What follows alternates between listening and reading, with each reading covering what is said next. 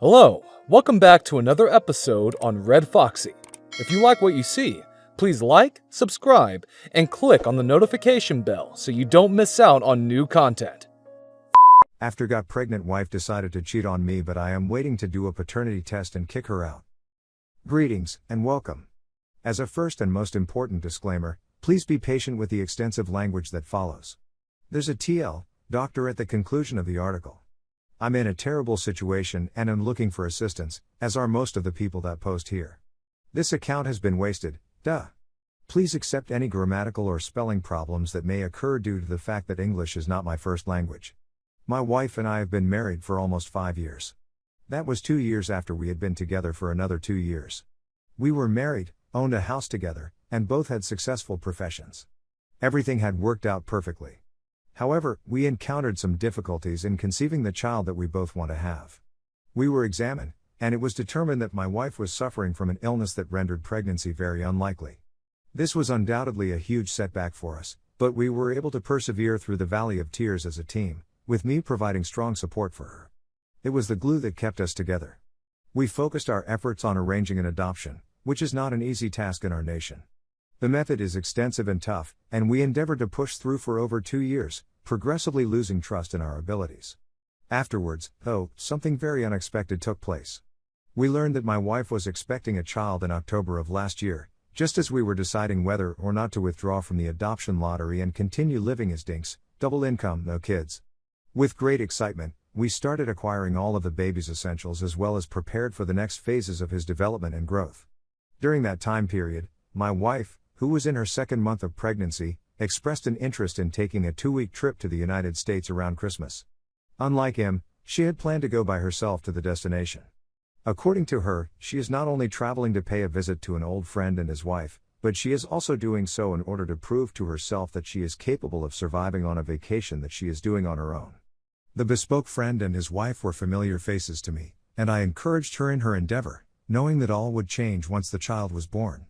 As a result, this was entirely acceptable to me. I even helped her with the planning and scheduling of the trip, as well as providing financial assistance to her. This was the point at which everything began to go wrong. She began behaving weirdly approximately 2 weeks before the trip in February, and it continued after that. At the very least, that's when I began to take notice. Her phone was always in her hand, and she made it a point to ensure that no one else touched it. When I saw that she was getting emails and texts on a consistent basis, which had not been the case before, at least not to this level, and questioned her about it, she turned off all phone alerts, sounds, and vibration for the time being. She reacted defensively and sought to defuse this situation as much as possible. It was something I consented to. When the time came for her to go, everything seemed to have returned to normal. It was my pleasure to pick her up from home and transport her to the airport. With a kiss on each other's cheeks, we bid each other farewell/goodbyes. I already miss yous. We came to an agreement that she would keep in touch with me and look for herself as well as the baby belly if she ever separated from me. Throughout her trip, we spoke often through Skype, text, and other ways. Throughout the year, she expressed her longing for me as well as her excitement at the prospect of meeting up with me again. Despite the fact that it took many days, I eventually met her at the airport 2 weeks after I had last seen her. We hugged and kissed each other goodbye, and I was relieved to see her once again. I, on the other hand, saw that something did not seem to be completely correct. What she was doing was strange, and I couldn't figure out what was wrong with her at all. After that, she became more distant from me over the course of many weeks. There were several instances when we got into conflicts over little issues such as this cup isn't properly placed on the cabinet and other such minor disagreements. We, on the other hand, continued with the building of the baby room, which included painting the walls and adding many other finishing touches. I saw that she never seemed to take her eyes off her phone, which I thought was weird. As my misgivings about her grew, I made an effort to get a glance of the information stored on her phone, the sudden trip, the phone issue, her changing behavior.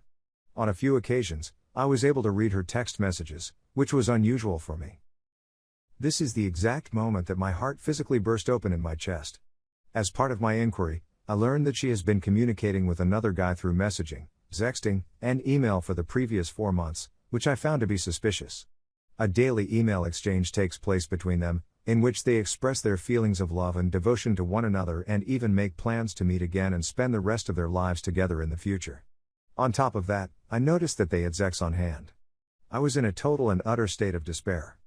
She, on the other hand, pretended that nothing was wrong and became a little more distant from the world around her. In a short period of time, her kisses began to be sloppier, her sex were less frequent, she avoided touching me, and so on. As soon as I woke up, my brain began to work on autopilot, and I had no control over it. When it comes to being the finest husband on the planet, I go above and beyond.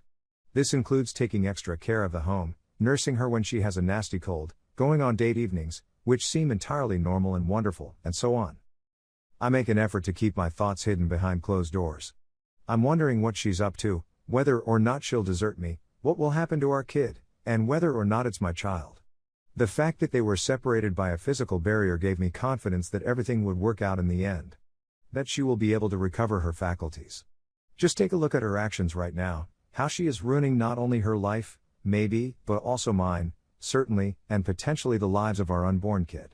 1 month has passed, and it does not seem like she will be stopping anytime soon. This is the situation in which we find ourselves right now. What I'm having trouble with today is that I feel she believes I'm completely clueless of what is going on. I'm sorry I snooped around, but my wife was the one person in whom I had complete faith before everything happened. We had both been in previous relationships in which we had both been cheated on, so we made a promise to one another that we would never do that to one another again. I still care for her, but I'm not sure she feels the same way about me. However, I'm afraid to inform her since I'm scared about her reaction and the ramifications of doing so, but I also don't know what I should say. If I inform her, she could decide to leave me. She may, on the other hand, tell me what I did wrong that caused her to cheat on me in the first place. She may escape with the child, but she could also choose to stay and continue messaging and meeting with this guy, all while using me as her financial backer. What I'm curious about is what you would do in this situation. Would you be willing to tell her? What would you say to her if you were in her shoes? So, should I ignore this problem in the hopes that it would go away after the child is born? Is it terrible that I still have feelings for her? Thank you for taking the time to read this. For me, writing this was also a kind of venting since I didn't have anybody else to share my feelings with. Update 1, please accept my apologies for the wall of text, I was too ignorant to know how to insert blank lines. Update 2, I'm responding to some of the comments and private messages I've received, but first, I'd like to express my gratitude to everyone for their kind, but also candid, comments. I'm not sure whether the kid is mine, are we sure we're not?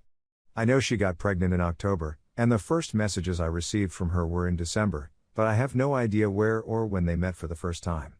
I'll almost certainly talk with an attorney merely to be aware of my options. Abortion at this stage of a pregnancy is prohibited in my country. Update 3, I'm now working on obtaining further evidence, it hurts so much to see all of the junk on her phone, and consulting with an attorney to see what I can and should do next. After that, I'm going to confront her.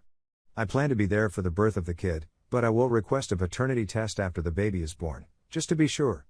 Oh, and in case you were wondering, I now live in Germany. It is believed that the individual she avoided is a former military member who is now a teacher in the United States.